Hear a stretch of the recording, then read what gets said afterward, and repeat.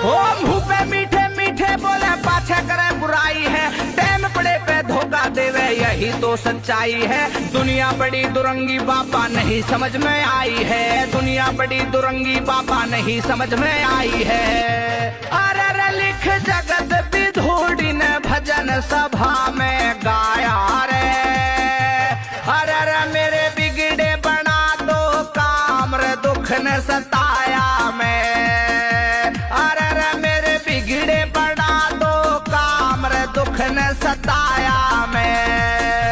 अरे मेरे बाबा मोहन राम तेरे दर आया मैं, अरे मेरे बिगड़े बना दो काम रे दुख ने सताया मैं।